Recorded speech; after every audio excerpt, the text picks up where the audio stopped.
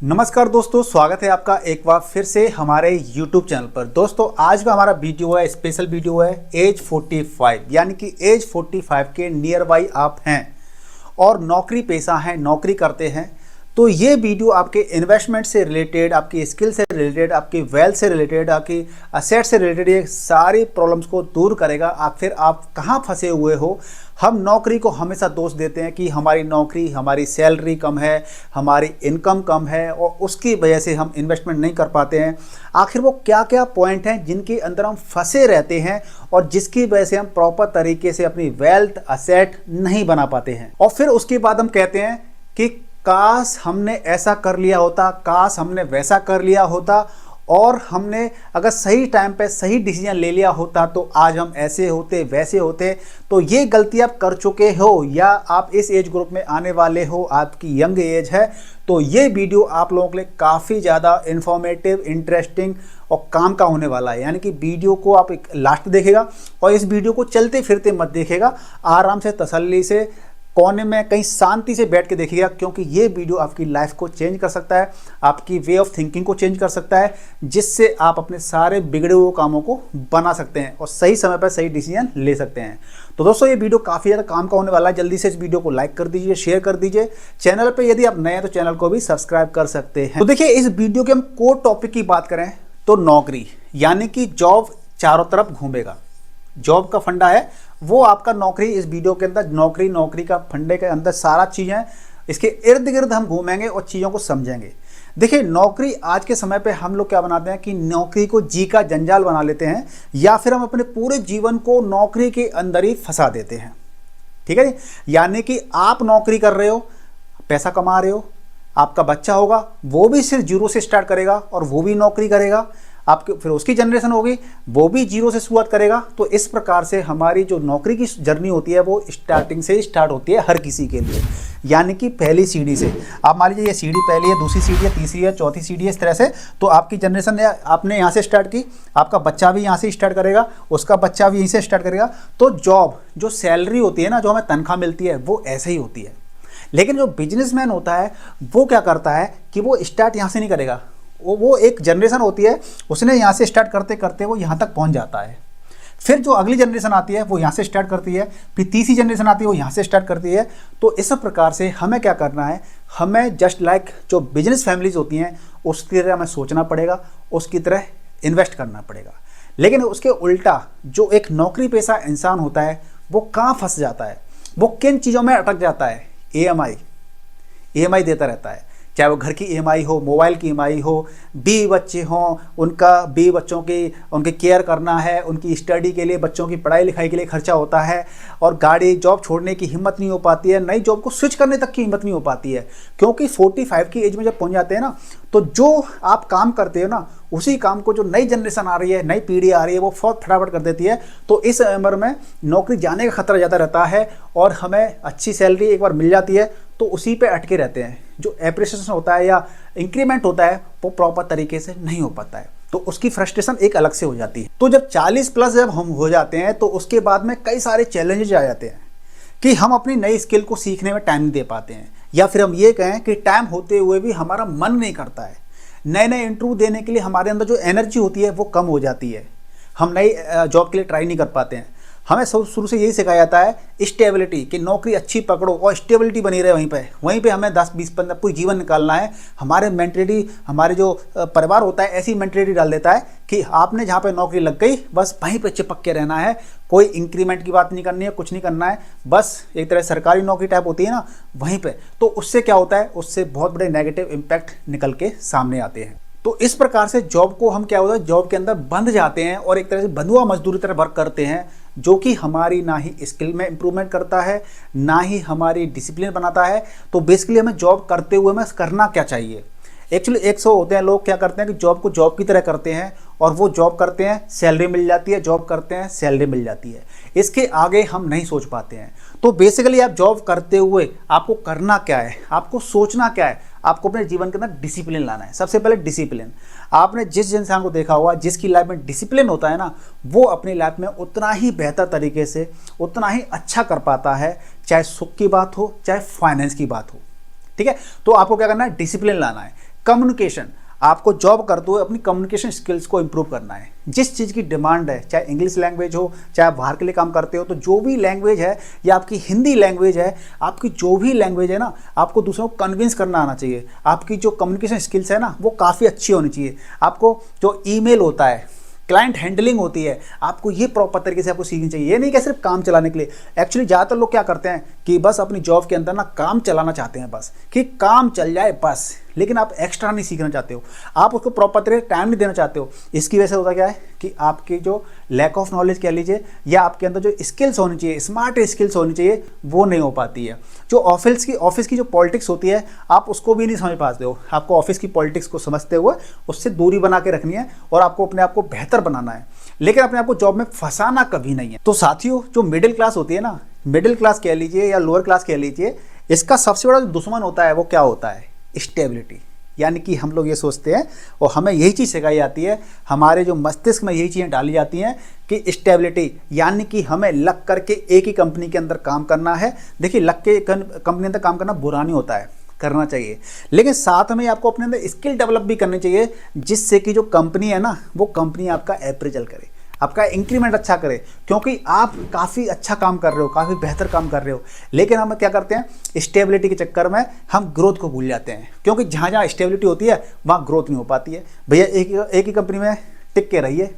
मेरा खुद का एक लाइव एग्जाम्पल है, मैं एक कंपनी में गया था और वहाँ पर क्या था कि वहाँ पर लोग 10-10 साल से काम कर रहे थे, 10-10 साल से काम कर रहे थे।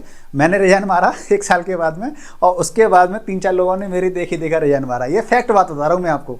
और वो आज उन्होंने रिजाइन मार के उनका पैकेज आज कई गुना हो गया है। और कहाँ वो उसी पैकेज पे, सिंपल से एक छोटे से पैकेज पे लगे हुए थे, लेकिन रिजाइन मारने के बाद में वो काफ़ी बेहतरीन पैकेज पे आज पहुंच चुके हैं। वो मेरे सीनियर वगैरह भी हैं और मेरे साथ के बंदे भी हैं, ठीक है ना। तो आपको क्या है, लाइफ में रिस्क भी लेना है। अगर रिस्क नहीं लेंगे तो कुछ नहीं हो सकता लाइफ में। तो जब हम ऑफिस में वर्क करते हैं तो या कहीं कंपनी में काम करते हैं, तो हमें इंक्रीमेंट का झुंझुना पकड़ा जाता है, 10% का अवार्ड, सर्टिफिकेट, और हमें इनको फिर हम फेसबुक पर, इंस्टाग्राम पर बड़े शान से चिपकाते हैं कि एम्प्लॉय ऑफ द ईयर। मैं ये नहीं कह रहा ये चीज़ें बुरी होती हैं, ये अपने सेल्फ रेस्पेक्ट के लिए, अपने आप को खुश करने के लिए काफ़ी अच्छी चीज़ें होती हैं और अच्छा भी लगता है। लेकिन जब आप प्रॉपर तरीके से आप अपने आप को पॉलिश करते हो ना, पॉलिश करने के बाद में आप कुछ मुकाम हासिल करते हो और फिर आपको ये अवार्ड वगैरह मिलते हैं, तो काफ़ी खुशी होती है। लेकिन अगर अवार्ड आपको इसलिए मिल रहा है कि आप अपनी स्किल को इम्प्रूव ना कर पाएँ और आप सिर्फ एक तरह से बंधुआ बनाया जाए आपको, तो इस तरह से अगर मिल रहा है तो आपको ये आइडेंटिफाई करना पड़ेगा बेसिकली कि आपको ये अवार्ड बेसिकली मिला क्यों। हालांकि नो डाउट जब अवार्ड मिलता है तो अच्छा काम करते हैं उसी के लिए मिलता है, लेकिन ये एक तरह से ट्रैप भी हो सकता है। आप लोगों में से बहुत सारे लोगों को मेरी बातें शायद सही नहीं लगेंगी, आपको शायद ऐसा लगेगा कि मैं इंसल्ट कर रहा हूँ। सॉरी, मैं आपका इंसल्ट नहीं कर रहा हूँ। बेसिकली मैं आपको समझाने का ये प्रयास कर रहा हूँ कि हमें इन सारे ट्रैप जो होते हैं ना, मुझे ट्रैप लगते हैं, इन ट्रैप से निकल करके हमें अपनी स्किल पे वर्क करना है। हमें नौकरी करते हुए अपनी स्किल को इम्प्रूव करना है, कुछ नया भी सीखना है, जिससे कि हमारी जो जॉब है, हमारा जो काम है, उसमें कुछ वैल्यू ऐड हो जाए। जब वैल्यू ऐड होगी तो ऑब्वियसली हमारा सैलरी है, जो पैकेज है, वो भी बढ़ेगा, ठीक है ना। तो ये सारी चीज़ें ध्यान करते हो फिर क्या होता है कि जब लास्ट में हम जब जॉब छोड़ते हैं, तो जॉब छोड़ते जब हमें स्टार्टिंग की थी, हमारे पास एसेट नहीं बन पाई अच्छी खासी, हमारा बैंक बैलेंस नहीं अच्छा बन पाया। क्यों?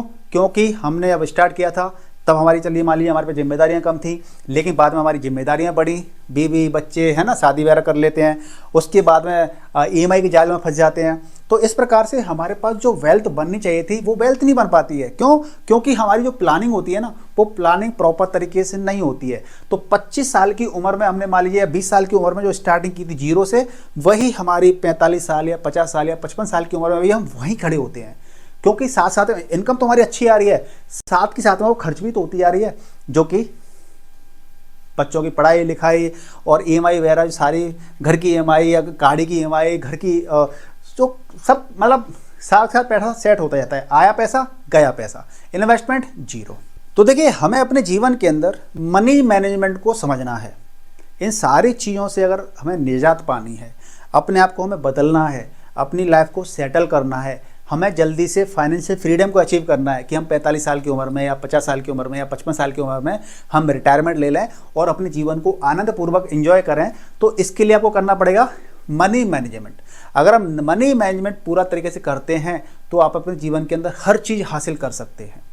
90 to 95% अगर हम डेटा निकालें तो लोग, ऐसा नहीं है कि लोग कम कमाते हैं, लोग पैसा खूब कमा रहे हैं लेकिन उसको प्रॉपर तरीके से मैनेज नहीं करते हैं, बचाते नहीं हैं, और बचाने के बाद में इसको इन्वेस्ट नहीं करते हैं। सबसे बड़ी दिक्कत ये होती है। आज भी आपके इर्द गिर्द आप देखेंगे तो लोग लाखों रुपया महीना कमा रहे हैं लेकिन उसका मैनेजमेंट बिल्कुल भी नहीं है। पैसे को प्रॉपर तरीके से मैनेज ही नहीं कर पाते ढंग से कि हमें पैसा कहाँ लगाना है, कहाँ नहीं लगाना है, कितना पैसा बचाना है, कितना पैसा इन्वेस्ट करना है। हाँ, जो लोग इन्वेस्टमेंट करते हैं वो, उनके लिए मेरी तरफ से बहुत बढ़िया है, थैंक यू, गुड, अच्छा कर रहे हो क्योंकि आप चीज़ों को समझते हो। लेकिन बहुत से लोग नहीं समझते चीज़ों को और सोचते हैं कि हम अच्छा पैसा कमाएंगे तभी इन्वेस्टमेंट करना स्टार्ट करेंगे। दोस्तों, अच्छा पैसा कमाने की डेफिनेशन अलग अलग हो सकते हैं हर किसी के लिए। आज कोई मान लीजिए 50,000 कमा रहा है, वो सोचता है कि मैं जब 1 लाख रुपये कमाऊंगा तब इन्वेस्टमेंट करूंगा। ऐसा नहीं है। आप इन्वेस्टमेंट प्रॉपर तरीके से करके, मनी मैनेजमेंट को प्रॉपर तरीके करके आप छोटे छोटे अमाउंट से भी आप बड़ा पैसा कमा सकते हैं। बड़े पैसे से आप छोटे छोटे पैसे से आप असेट बना सकते हैं जो कि आपकी लाखों करोड़ों में हो सकती है। करना क्या होगा? Money management. तो देखिए, यहाँ पे हमने जॉब से रिलेटेड काफ़ी कुछ भला बुरा बोल दिया कि जॉब में ये होता है, वो होता है। अब हमें ये बात करनी है कि जॉब करते हुए हमें करना क्या है। बेसिकली हमें अपने अंदर क्या क्या बदलाव लाने हैं, क्या क्या एक्टिविटी करनी है जिसकी वजह से हम जॉब को बेहतर तरीके से कर पाएँ, अच्छा पैसा कमा पाएँ और उस पैसे को इन्वेस्ट कर सकें। तो सबसे पहला है कि जॉब करो, जॉब करना चाहिए, ज़रूरी है। हमें लर्निंग करने के लिए बहुत ज़रूरी है। हमें मान लीजिए अगर खुद का भी बिजनेस खोलना है हमें, तो जॉब करनी चाहिए कि हम किस प्रकार से एक उस टीम वर्क के अंदर काम कर सकते हैं। आप प्रॉपर तरीके से अगर आप खुद का ऑफिस खोलोगे, खुद के कर्मचारी लगाओगे, तो आप उनको कैसे मैनेज करोगे, उनके साथ में बिटवीन कन्वर्सेशन कैसे होता है, ये चीज़ आप जॉब करके सीख सकते हो। जॉब करते हुए अपनी स्किल पे काम करो, जॉब करते हुए अपनी स्किल को इम्प्रूव करो, कुछ एड ऑन सीखो, जिससे कि आप जितनी ज़्यादा स्किल सीखोगे या कोई एक ही स्किल सीखते हो और उस पर आप मास्टरी हासिल कर लेते हो, तो इसका मतलब ये है कि आप भविष्य के लिए तैयार हो रहे हो, आप अपने आप को असेट बना रहे हो। एक बंदा होता है सिंपल जॉब कर रहा है, एक बंदा ऐसा होता है कि कुछ ना कुछ सीख करके अपने आप को एसेट में डेवलप कर देता है। कोई कंपनी के एसेट बन जाता है ना, तो कंपनी भी उसको अच्छा पे करती है, अच्छा पैकेज मिलता है, ठीक है ना। तो आप 2-3 साल तक किसी कंपनी में रुके हो तो करो काम, लेकिन 2-3 साल के बाद में स्विच करने की सोचो, आप कुछ अच्छा हासिल करने की सोचो और अपने आप को एक ही डब्बे के अंदर बॉक्स में बंद करने की मत सोचो। कुछ ना कुछ लाइफ में सीखते रहो, चेंज करते रहो, रिस्क लेते रहो, तभी आप कुछ हासिल अच्छा कर पाओगे। ऐसे लोगों की कम कहानियाँ हैं कि जिन्होंने एक ही कंपनी से स्टार्टिंग करी थी और वो आज उसी कंपनी के एमडी, सीईओ या सीएफओ बन गए हैं। ऐसी कहानियाँ बहुत कम हैं। लेकिन जो लोग बदलाव करते रहते हैं, रिस्क लेते रहते हैं, चीज़ों को सीखते रहते हैं, नई नई स्किल डेवलप करते हैं, वो कहीं ना कहीं और ज़्यादा अच्छी ऊंचाइयों पर पहुँच करके एक अच्छा पैकेज या अच्छी कमाई, अच्छी अर्निंग, अच्छी लर्निंग हासिल कर लेते हैं।